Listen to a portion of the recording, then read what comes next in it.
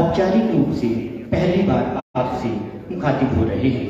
इस अवसर पर यहाँ उपस्थित हैं प्रधान सलाहकार मीडिया श्री नरेश चौहान जी, मंचासीन माननीय विधायकगण और वरिष्ठ अधिकारीगण। मेरा सादर आग्रह है माननीय मुख्यमंत्री जी से पत्रकार वार्ता को संबोधित कर अपने विचार साझा करने के लिए। माननीय मुख्यमंत्री महोदय जी।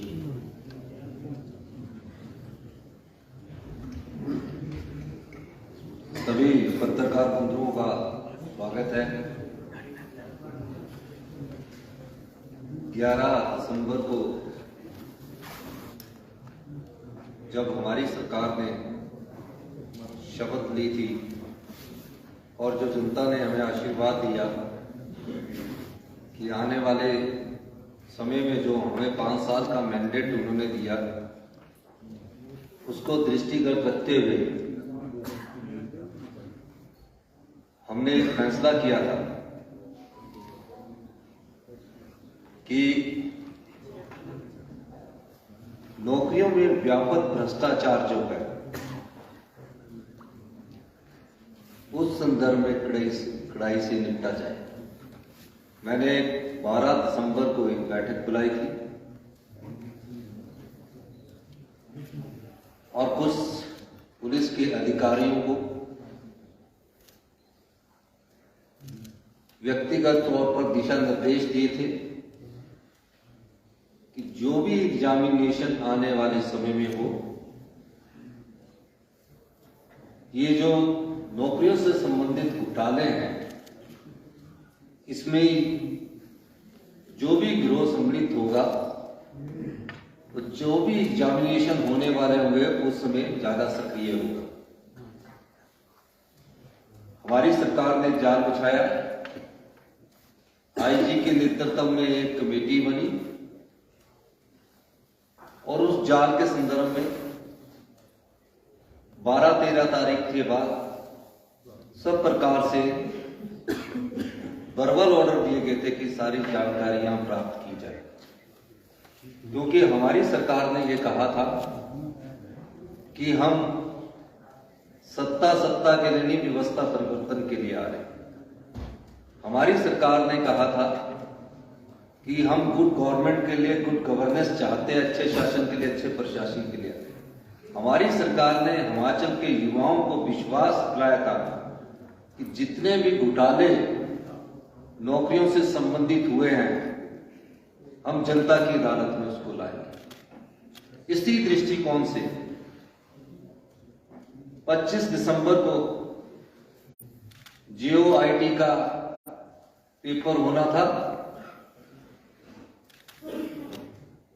उस संदर्भ में जिन पर हमारे पुलिस विभाग ने नजर रखी हुई थी, हमें एक सुराग मिला और उस सुराग के आधार पर हम धीरे धीरे आगे बढ़े और जब हमारे पास पुख्ता सबूत हो गए, उसके आधार पर हमने अगली कार्रवाई की। उस घटना की मैं आपको ये जानकारी देना चाहूंगा। पुलिस स्टेशन राज्य सतर्कता एवं भ्रष्टाचार निरोधक ब्यूरो हमीरपुर में दिनांक 23/12/2022 को श्री अभिलाष कुमार पुत्र श्री मदन लाल गांव एवं डाकघर टीहरा, तहसील सुजानपुर, जिला हमीरपुर द्वारा PC एक्ट की धारा 7 और भारतीय दंड संहिता की धारा 420/120B के अंतर्गत एक FIR संख्या 4/22 दर्ज करवाई गई। उन्होंने अपनी शिकायत में बताया कि श्री संजीव कुमार ने उन्हें आश्वस्त किया है कि वह 2.5 लाख में आगामी JOA का प्रश्न पत्र उपलब्ध करवाएगा। शिकायतकर्ता ने यह भी बताया कि दलाल संजय संजीव ने उसे विश्वास में लेते हुए बताया है कि उसने स्वयं भी 185 में से 170 अंक प्राप्त कर 185 से 170 अंक प्राप्त कर JOIT 2021 की परीक्षा उत्तीर्ण की है। यह सूचना मिलने पर पुलिस दल ने हिमाचल प्रदेश अधीनस्थ कर्मचारी चयन आयोग हमीरपुर की वरिष्ठ सहायिका श्रीमती उमा आजाद के घर पर छापामारी की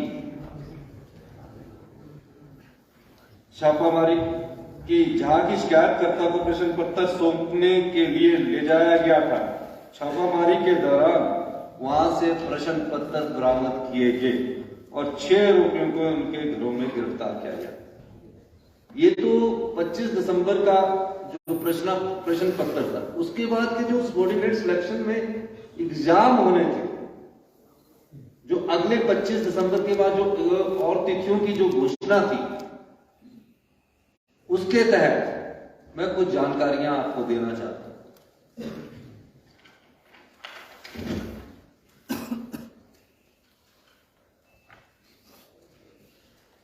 क्योंकि पैसे का आपको पता लग गया, प्रश्न पत्रों के 3 सेट, जूनियर ऑडिटर, इसकी अभी तिथि एग्जाम की घोषित नहीं हुई थी। ये प्रश्न पत्र भी उनके घर से मिला। कंप्यूटर ऑपरेटर, इसका एग्जाम नए साल की 1 जनवरी 2023 को होना था। ये प्रश्न पत्र भी लीक हो चुका था, ये भी उसके घर से मिला। JOA IT, ये भी उसके घर से मिला।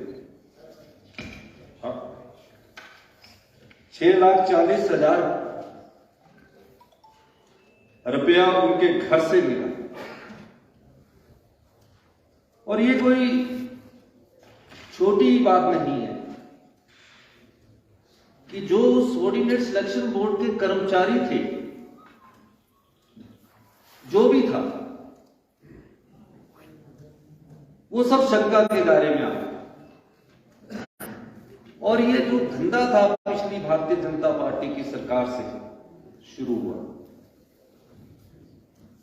उसको विस्तृत जानकारी प्राप्त की गई, सभी सूत्रों से पता किया गया। तो कहा गया कि कई ऐसे जिनके रिजल्ट निकल चुके हैं, वो लोग भी चयनित हो गए। हमारी सरकार ने फैसला किया, गंभीर बात है, और इस दृष्टिकोण से हमने एक SIT का गठन किया जो पूरी छानबीन कर रही है। उसके बाद जब विश्वास ना रहे किसी संस्था पर, हमने फैसला किया कि जो भी सबऑर्डिनेट सिलेक्शन बोर्ड में भविष्य के जो पेपर लीक हुए हैं, एग्जाम हुए हैं, वो इस स्थिति में तो नहीं हो सकते जहां कर्मचारी सम्मिलित हो। उस दृष्टिकोण हमने पिछले कल फैसला किया कि सबऑर्डिनेट सिलेक्शन बोर्ड द्वारा जो भविष्य में जो भी अभी परीक्षाएं ली जानी थी या ली जानी है, उनको परीक्षाओं को तो आगे पोस्टपोन किया गया, लेकिन चयन कर्मचारी द्वारा जो परीक्षा ली जाएगी उस बोर्ड को हमने सस्पेंड कर दिया गया है और उन सबको SIT के दायरे में लाकर इंक्वायरी शुरू कर दी गई। और जो आगे की परीक्षाएं होंगी, हम उस पर अध्ययन कर रहे हैं कि किस प्रकार से ट्रांसपेरेंट तरीके से हिमाचल के 14 लाख युवा है जो अपने मन में एक सरकारी नौकरी का सपना सुजोए रखते हैं, हमेशा सोचते हैं कि पढ़ लिख कर हमें सरकारी रोजगार मिलेगा। गरीब माँ बाप का भी एक सपना होता है कि उसका बेटा सरकारी नौकरी लग जाए, अपने बच्चे को कड़ी मेहनत से वो पढ़ाता है। हमारी सरकार का दृष्टिकोण बिल्कुल साफ है, आने वाले समय में पारदर्शी तरीके से नियुक्तियां हो, कोई भाई भतीजावार ना हो, मेरिट को इग्नोर नहीं किया जाए, कोई रिश्तेदारी ना देखी जाए। बड़े दुख के साथ कहना पड़ता है कि पिछली 5 साल की भारतीय जनता पार्टी की सरकार ने अपनी आंखें मूंद रखी थी। अयोग्य उम्मीदवार चुने जा रहे थे, पेपर खरीदे जा रहे थे, पर भारतीय जनता पार्टी की पिछली सरकार के कान पर जूं नहीं लग रही थी। उदाहरण एक सामने आया, पुलिस भर्ती पेपर हुआ, मामला पता लगा कि पुलिस भर्ती पेपर लीक हो चुका है। उससे पहले भी एक मामला सामने आया, विधानसभा के पटल पर हमारे सदस्यों ने आवाज उठाई कि पेपर लीक हो चुका है, लेकिन भारतीय जनता पार्टी ने अगर आंखें मूंद ली है उस सरकार ने, तो ये हिमाचल की जनता के साथ भारतीय जनता पार्टी की सरकार ने हिमाचल के लाखों युवाओं के साथ बहुत बड़ा धोखा किया। इस धोखे का जवाब भारतीय जनता पार्टी को देना पड़ेगा। 14 लाख युवा जो सरकार से आशा लगाए बैठे थे, उस आशा के अनुरूप उन्होंने कार्य नहीं किया है। इसलिए हमने फैसला किया है कि अगले 60 दिनों में पूरे भर्ती प्रक्रिया में पारदर्शिता लाई जाएगी और जो हम जो एग्जाम करवाएंगे वो पूरे पारदर्शिता तरीके से आगे लाएंगे। और जो भी पेपर लीक करने वाले सम्मिलित होंगे उनके तहत एक्ट में हम प्रोविजन देख रहे हैं कि कोई स्ट्रिक्ट एक्शन कैसे लिया जा सकता है, उस दृष्टिकोण से भी हम कार्य कर रहे हैं। इसलिए मैं आप लोगों से ये कहने आया हूं कि जो सरकार पिछली थी उस सरकार की भी गलतियां हैं। हम सारी जानकारी अभी और एकत्रित कर रही है, कुछ और सनसनीखेज जानकारियां हम आने वाले वक्त में आपके सामने लाएंगे। लेकिन सबॉर्डिनेट सिलेक्शन बोर्ड को पिछले कल हमने बैठक की, अधिकारी महोदयों से, विधायक नेताओं से हमने पूछा और एक नीतिगत फैसला किया गया कि इसकी वर्किंग को पारदर्शिता करना। होता क्या है, इन संस्थानों में जो लोग व्यक्ति पीएन लग जाता है वो यहीं प्रमोशन लेगा, यहीं से रिटायर होगा, यहीं से प्रमोशन लेगा, यहीं से रिटायर होगा।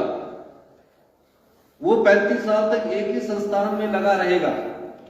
और जो 35 साल में एक संस्थान में लगा रहेगा, जो ये महिला पकड़ी गई है इसके बेटे ने टॉप किया, भारतीय जनता पार्टी की सरकार थी तब भी उनकी आंखें नहीं खुली। हमने फैसला लिया कि इस सबॉर्डिनेट सिलेक्शन बोर्ड को, उनके सभी अधिकारियों को जो सरकारी है उनको हम शिमला बुला दिया, बाकियों को सबको सस्पेंड कर दिया। और हम आगे ये फैसला कर रहे हैं कि अगली जो चयन प्रक्रिया है उसमें पारदर्शिता लाई जाएगी और 60 दिन के अंदर जो इंटरव्यू कैंसिल हुए हैं उनको द्वारा से किस एजेंसी के द्वारा शुरू किया जाएगा उसका फैसला आने वाले वक्त में आपको बता दिया जाएगा। जिन भी युवा साथियों ने हिमाचल प्रदेश में रिटन एग्जामिनेशन पास कर चुके हैं, मेहनत करके रिटन एग्जामिनेशन पास कर चुके हैं, हम वो भी देखेंगे कि कहीं वहां भी कोई पेपर लीक की वारदात तो नहीं हुई है। अगर पेपर लीक की कोई वारदात नहीं होगी तो उनके डॉक्यूमेंटेशन वाला जो इंटरव्यू है उसको भी हम आगे बढ़ाएंगे। और आने वाले समय में हम हिमाचल के युवाओं को यह विश्वास देना चाहते हैं कि हम पूरी तरह से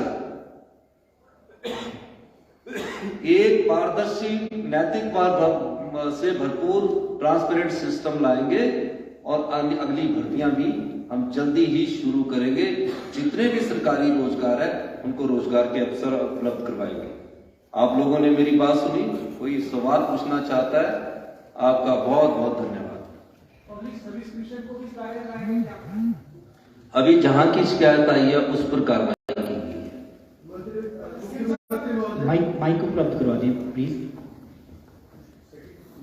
मुख्यमंत्री महोदय, आपका जो ये फैसला है ये काफी सराहनीय बताया जा रहा है और लोग भी इसकी बहुत तारीफ कर रही है।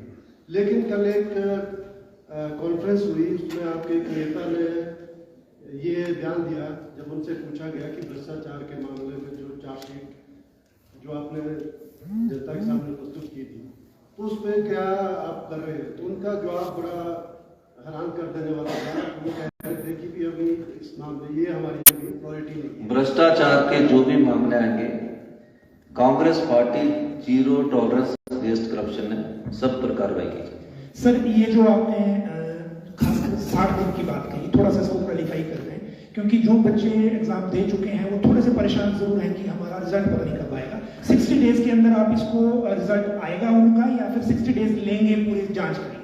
जो बच्चे एग्जाम दे चुके हैं उनका परीक्षा परिणाम तो डॉक्यूमेंटेशंस पर है।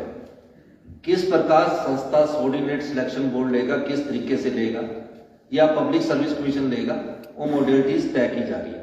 मेरा यह मानना है कि 25-30 दिन में हम सारी मॉडलिटीज तय कर देंगे और उसके आधार पर आगे की कार्रवाई करेंगे। आपने ये जो बात कही है कि पिछली सरकार की भूमिका रही है इसमें जो सारा गड़बड़ चला है, तो वैसे आपका पिछली सरकार का डरना है, तो किस तरह से थोड़ा सा इसमें और देखिए, पिछली सरकार के समय पुलिस भर्ती लीक मामला हुआ, घोटाला हुआ, क्या कार्रवाई हुई? मुख्यमंत्री जी ने कहा कि हम सीबीआई इंक्वायरी करवाएंगे। कांग्रेस पार्टी में विधायक दल के साथ गवर्नर के पास देखिए सीबीआई इंक्वायरी की नोटिफिकेशन तो करवा। तो जो दोषी थे उनको बचाने की कोशिश पिछली सरकार ने की। हमें जैसे ही पता लगा हमने आते ही निर्देश दिया और उस पर कार्रवाई हुई। आज युवा के भविष्यों से खिलवाड़ किसने किया? अगर पीछे ही ये काम रोक देते तो आने वाले समय में इस प्रकार के घोटाले ना होते। हम सब प्रकार के घोटालों की जांच कर रहे हैं। हम ड्रग माफिया के खिलाफ घोटालों की जांच कर रहे हैं, हम वाइन माफिया के खिलाफ घोटालों की जांच कर रहे हैं। अभी हमारा बजट सेशन आएगा, हम एक दिशा तय करके चल रहे हैं और उस दिशा के तहत भ्रष्टाचार घोटाले का इस सरकार में कोई वास्ता नहीं है। ये पिछली सरकार के भाई बहन थे। सर, जब आप विपक्ष में थे आप कहते थे कि पूर्व मुख्यमंत्री की अफसरशाही पर पकड़ कमजोर है। अब आप मुख्यमंत्री हैं, आपसे जानना चाहूंगी कि अब आपकी नजर में अफसरशाही पर पकड़ की सही परिभाषा क्या है? ये क्वेश्चन नहीं है।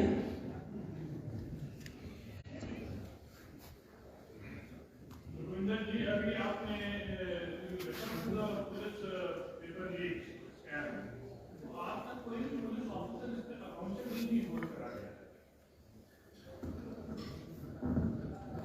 तो जैसे आप कह रहे हैं कि उसमें काफी लोग इन्वॉल्वमेंट थी या पहले सरकार की भी संलिप्तता थी इसमें, पर पुलिस ऑफिसर्स के ऊपर आज तक कोई कार्रवाई क्यों नहीं हुई? अभी सरकार सारी छानबीन कर रही है, पुलिस भर्ती मामले में भी छानबीन कर रही है, क्योंकि अभी सरकार को बने अभी 10-15 दिन है। जो चीजें गलत आती जा रही है साथ साथ कार्रवाई होती जा रही है। छानबीन के बाद जो भी दोषी होगा कार्रवाई उस पर भी होगी। सर, जहां तक पुलिस भर्ती की सवाल है, सीबीआई ने कुछ दिनों पहले ही आपके हवाले से एक केस ले दिया है, तो पुलिस भर्ती में अब सीबीआई के साथ सरकार साथ चलेगी या इसमें एसआईटी गठित? बिल्कुल साथ चलेगी। घोटालों का पर्दाफाश करने के लिए ही सरकार बनी है। सर, इस घपले में क्या forward chief minister, forward minister या कोई अन्य राजनेता भी शामिल पाए गए? जो भी दोषी होगा सबके खिलाफ अभी अभी अभी कोई पाया गया है क्या? सब सामने आया है? नहीं, अभी तो इंक्वायरी चल रही है। अभी तो आपने सवाल पूछा और अभी हमने उसका जवाब। सर, एक बड़ा सवाल है अभी इसने हिमाचल प्रदेश में मंत्रिमंडल गठन का, कब तक होगा? ये सब जगह ये क्वेश्चन है कि क्यों फंसा है, कहाँ फंसा है।